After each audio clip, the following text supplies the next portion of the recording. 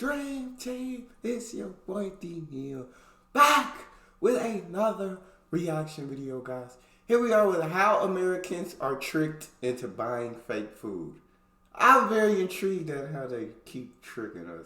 Before we dive in, make sure you subscribe to the channel, ring the notification bell, get a video a thumbs up so it gets suggested. Social media, Patreon, all up top. You want to subscribe to any of it? Put all the links in the description. All you gotta do is hit the link, follow me, talk to me. Love talking to you guys, and I'm human. I'll talk back. You guys got a favorite video suggestion? You can subscribe to Patreon or drop it in the comment section. What we got? Okay. So you think this is olive oil, right? It looks like Wrong. it. Well, maybe some of it is, but this is actually a classic example of food fraud.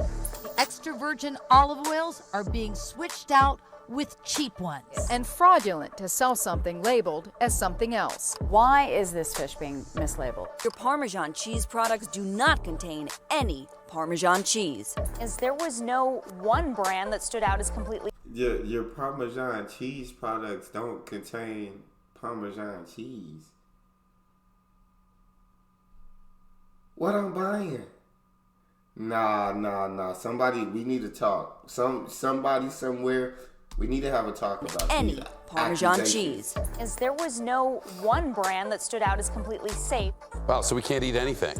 I guarantee you, anytime a product can be passed off as something more expensive, it will be. It's that simple. Counterfeits, dilution, substitution, and mislabeling. Food fraud not only harms consumers' wallets, it puts their health and safety at risk. I We swear to might God. not know the overall impact of food fraud because so much of what fraudsters do is hidden from us and has been for centuries. Bro! Some estimates say food fraud affects at least 1% of the global food industry, at a cost as high as $40 billion a year, according to the Food and Drug Administration. Grocery manufacturers of America estimated that 10% of the commercially available food in the United States is adulterated. What you That's mean 1 in adulterated? 10. It means if you're not on that 8-item or less checkout line, you've got something in your cart when you leave the supermarket that's probably bogus.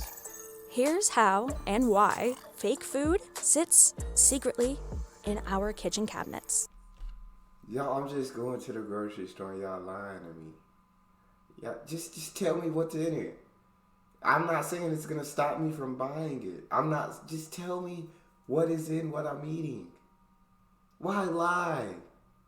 I understand why lie, because profits. But, are you serious? And why fake food sits secretly in our kitchen cabinets. According to the FDA, food fraud is considered economically motivated adulteration, or EMA. It's a monetary impact to the consumer and to the food manufacturers, but it's also a potential public safety, public health impact. It robs us of nutrients and can kill people and has done. Wow. Larry Olmsted researched food fraud for years and published his book, Real Food, Fake Food, in 2016. As I worked on this book, my definition of fake food became anytime what you buy is not what you think you're buying. Doesn't really matter whether it's legal or illegal. It's where you're being tricked. You're buying something that's not what you think it is. The worst offenders can include seafood, meat, dairy, honey, alcohol, spices. The fraud happens more with more expensive foods. Totally makes sense, right? There's a higher margin. Take your For extra sure. virgin olive oil as an example. Fraud usually occurs here when a cheaper oil is added to the more expensive oil. And the label still reads 100% extra virgin olive oil. Wow. That's food fraud. Olive oil has been adulterated. I don't buy olive oil, but you liars. You freaking liars. Y'all, you see the articles from China about the kids getting sick over milk that you lied about? It's like, people get hurt from this. Like, I understand profits, and that's what America cares about more than anything, but people get hurt from this. As a human being, I can't believe that wouldn't bother somebody. Why? Olive oil. This is crazy, That's food bro. fraud. This is crazy. Olive oil has been adulterated for thousands of years. because it is of high value and it is sought out. They might flavor it with beta carotene and maybe color it with a little chlorophyll to make it a little more green. And so then you've got a lower quality, cheaper oil.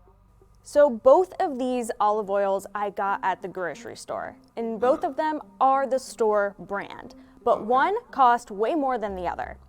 This one had a label of 100% Mediterranean blend of extra virgin olive oil. So the olives were sourced from a bunch of different European countries, and it said it was packed in Italy, and there was no expiration date. And when I purchased this one was a 100% California extra virgin olive oil. First pressed, cold pressed, unfiltered, no artificial colors, preservatives, or flavors. And this one had an expiration date. It said that these olives were harvested in October, November 2022, and that it would be good on your shelf until August 2024.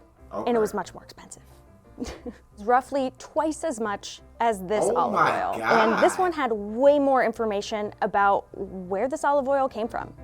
Now let's look at the spice market as another one that's vulnerable to fraud. Think of an expensive spice, like saffron. This tiny amount cost me $20 at the store.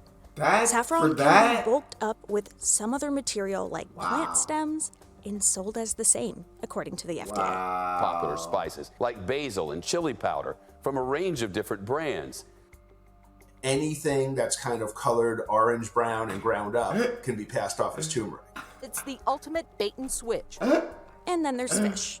The FDA says seafood fraud can occur when a less expensive species of fish is substituted for a more expensive species. After all, it's kind of hard to know what fish you're buying, right? If you're an experienced chef or fishmonger, you can look at like a red snapper fillet and tell whether it's red snapper, but 99% of consumers can't. You know, most of the fish we eat is white fish. Every fillet looks pretty much the same, which is why there's so much substitution. The FDA is mandated by law to inspect 2% of the imported seafood, which is, I think, a very, very low bar. In fact, the U.S. imports as much as literally just 2%? That's it?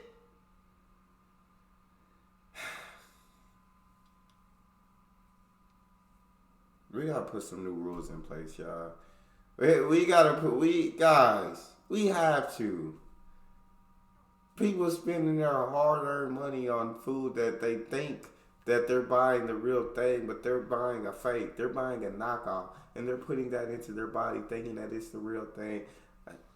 What can you trust? What can you trust anymore?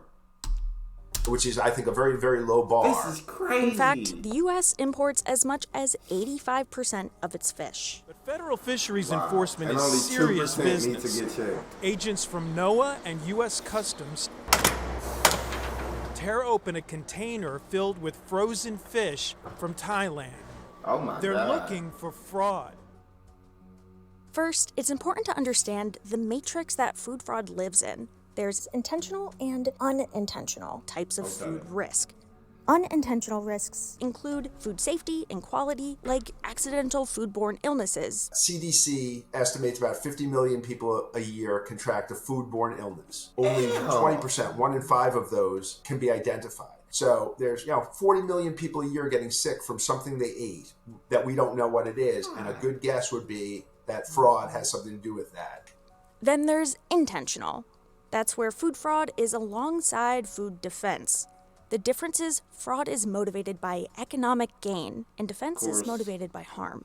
If you have a ton of coffee and you can turn that into 1.2 tons by adding some cheap filler to it, you've just increased your profits by 20%.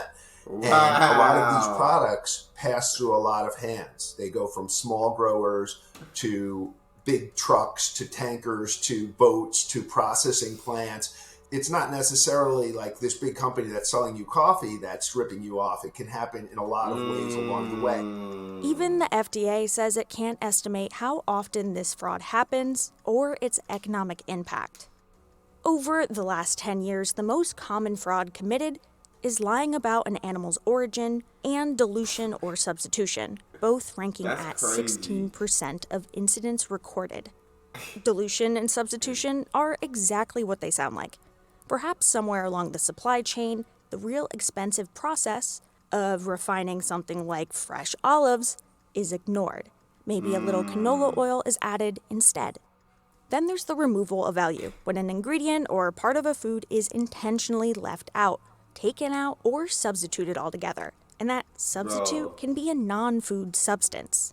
That's the 14% of the recorded food fraud incidents using non-food substances.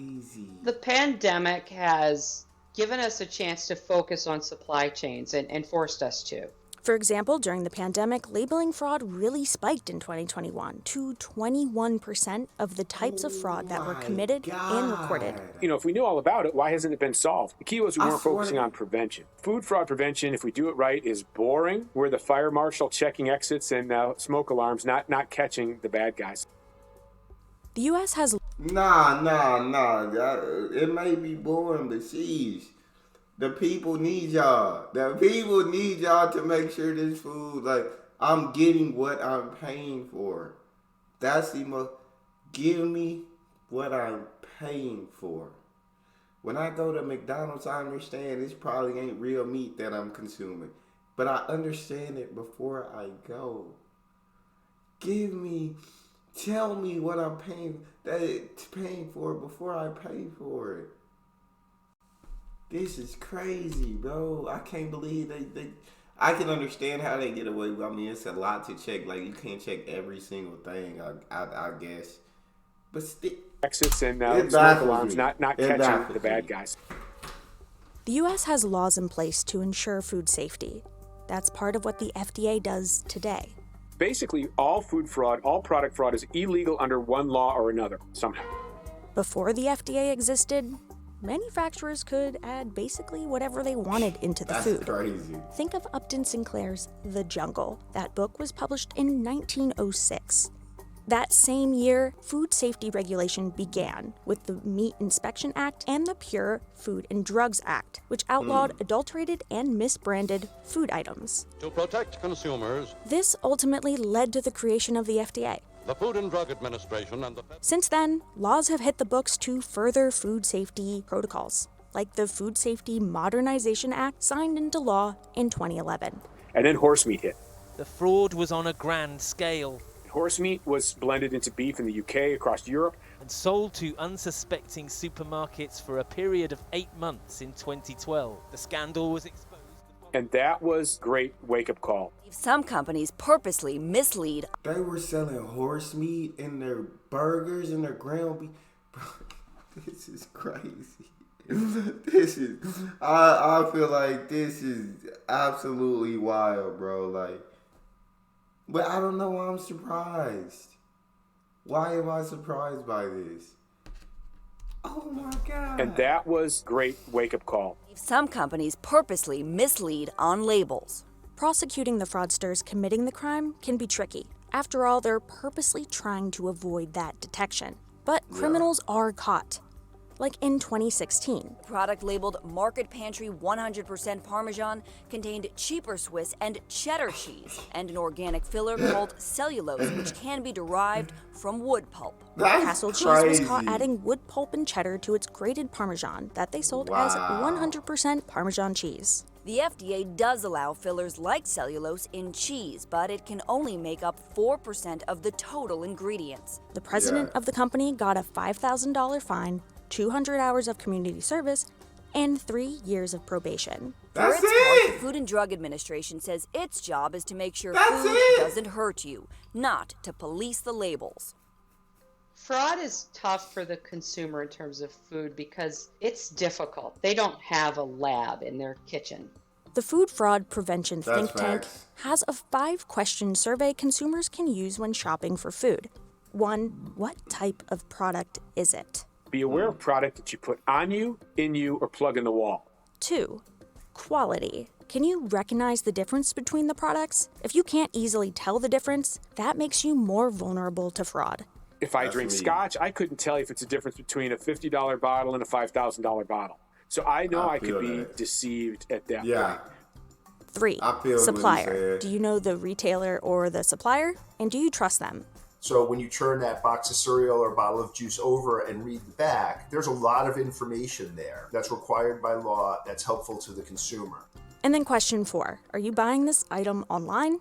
The supply chain can be shrouded in more mystery when shopping online. So how did you find out about this website? Is it reputable? But it depends on how you find that supplier.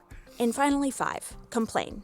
Okay, it's not a question, but the food fraud prevention think tank says if the retailer is legit, they will want to know. I think manufacturers can be the victims as well. The FDA also relies on consumers' reports. In recent decades, fraudsters have gotten more sophisticated in the techniques they use to fake the food products. And that means that our detection methods and our test methods and standards have to be better at detecting fraud. That's crazy. why the U.S. Pharmacopoeia Convention provides a framework for organizations to detect its vulnerabilities. We have food fraud mitigation guidance, so it is a supply chain risk management tool to really take a look at which ones are the more risky products suspected to be adulterated. Sometimes it feels like this is not that big of a deal. But the more fraudsters are able to achieve, the more we end up paying in the end as consumers. These cases rarely result in criminal penalties. If you want to be like a drug dealer and import heroin and you get arrested on a large scale, you're going to go to jail. But if you can make $80 million importing adulterated honey, and then you're going to get a slap on the wrist and some fines, why wouldn't you do food instead of drugs? There's no basically criminal downside to it. So as long as we don't take it seriously, why should the perpetrators take it seriously? I swear to God. What we want is the food industry just to be focused on making food and not have to worry about looking over our shoulder, checking different suppliers. And that's going to impact more food being produced, better food, safer food, less expensive food. There's plenty of things for us to worry about in the world today, and food fraud should not be one of those. Thank you. Now that's crazy. I cannot believe that. That's all we got for this. You guys got a favorite video suggestion, you can subscribe to Patreon or drop it in the comment section. Subscribe to the channel, ring notification bell, give the video a thumbs up so it gets suggested. Social media and Patreon are all up top. You don't subscribe to any of that, put all the links in the description. All you gotta do is hit the link, follow me, talk to me. Love talking to you guys. You guys are the most incredible team on YouTube. It's your boy Neal. Out.